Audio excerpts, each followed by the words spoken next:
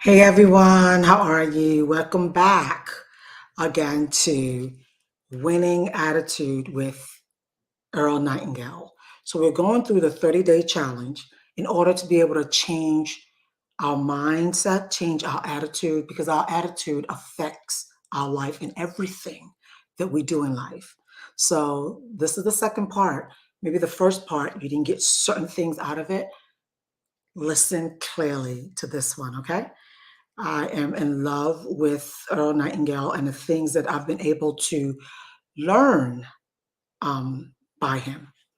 So here we go. Earl Nightingale. It is a summation of more than 20 years of research on one subject, and that is, why do some people do so well in life while so many more do not? And the first thing let's talk about is the magic word. The experts call it the most important word as far as the results we get from life are concerned in this or any other language. And that word is attitude.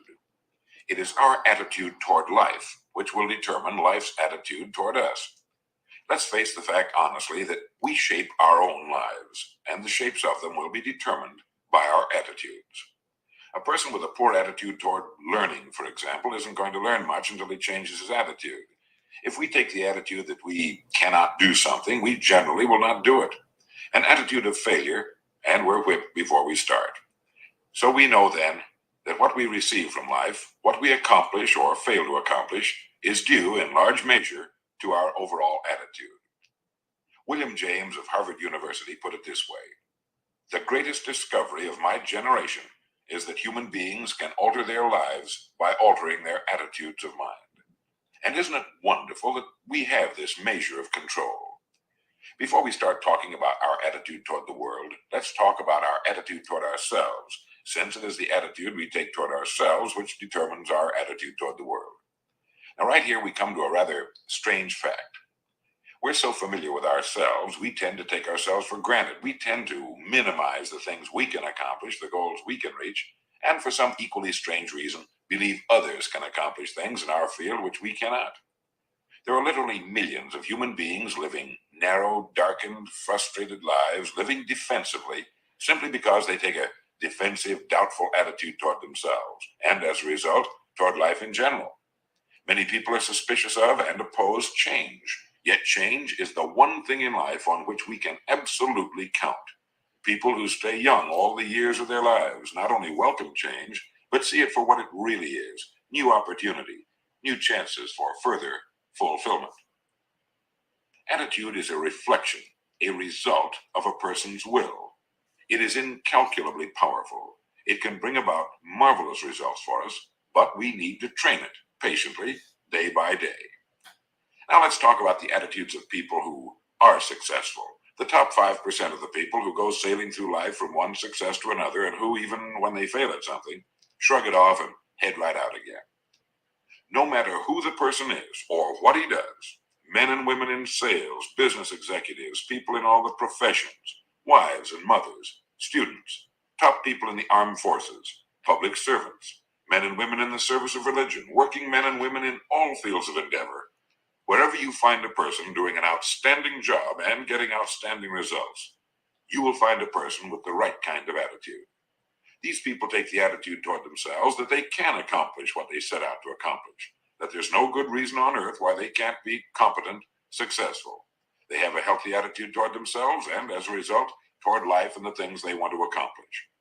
And because of this, they achieve some remarkable things, and they come to be called successful, outstanding, brilliant, lucky, and a lot of other things.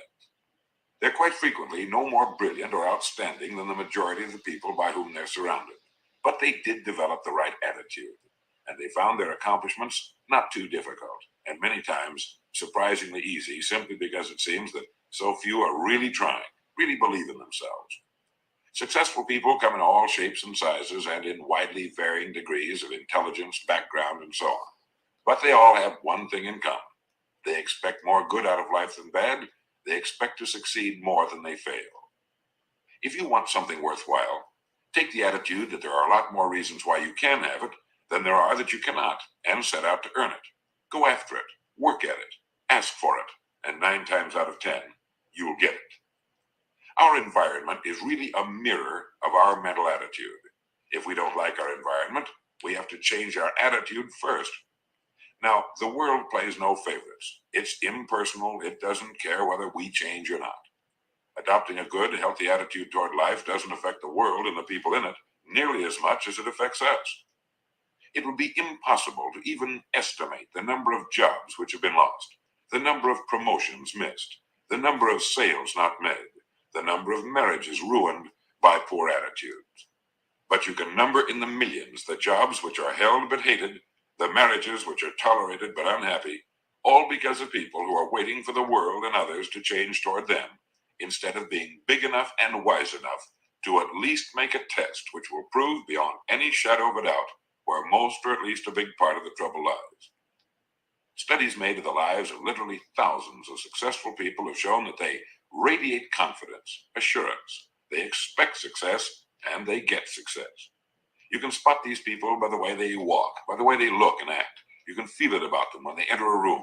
They may be short and fat, or tall and thin, or any combination in between, but they have about them the attitude of success. In the record Greener Pastures, I'll get into this next statement, but right now I want you to realize, if you don't already, that in 5 years or less, you can get right to the top of the work you're now doing. I know this, but the important question here is, do you know this? The minute you do know it, you'll have this right attitude I'm talking about. The easiest and most effective means of forming a good attitude habit is to begin to act as though you have a good, positive, expectant attitude toward life. That's right. Begin right now to walk, act, and look as though you belong to this group. If you're already in the top 5%, you'll know what I mean. If you've never tried it, you'll be amazed at what happens. Actions trigger feelings, just as feelings trigger actions.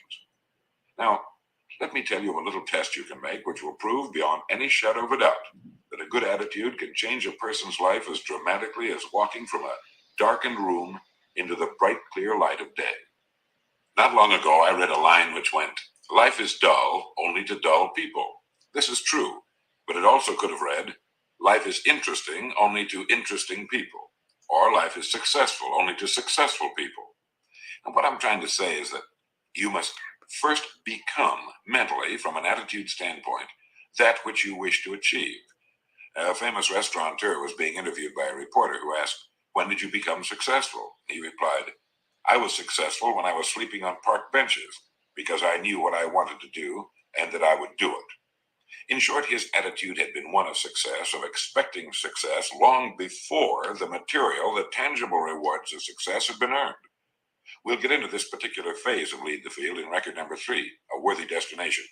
But for now, remember that a person must act, look, and because of these things, feel successful before the success he seeks can come. Chances are you know people who seem to be what others call lucky. All kinds of good and wonderful things seem to happen to them, and they give the impression of happily sailing through life, having a wonderful time, and getting more accomplished in a year than most people do in 5. This has been figured out fairly scientifically, and if anyone will conscientiously go about the test I'm going to recommend, and stay with it every day for the next 30 days without fail, that person can join this small, happy, and extremely productive group of people. He'll find himself becoming lucky, as they say, and most of his problems will pretty well take care of themselves. Of this you can be sure. The results will be nothing short of amazing. Now, it makes no difference how good a person's attitude has been in the past. Anything can be improved upon, and it's the small refinements upon something already good that makes it great. So here's the test. For the next 30 days, act toward the world, everything and everyone with whom you come in contact, with the attitude which represents the kind of results you want to achieve.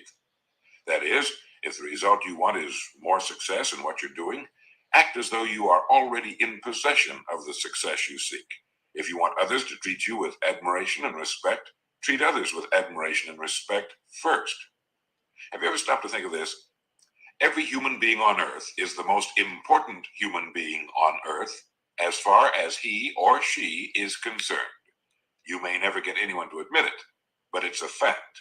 So for the next 30 days, treat every person with whom you come in contact as the most important person on earth, remembering as you do so that as far as that person is concerned, he is.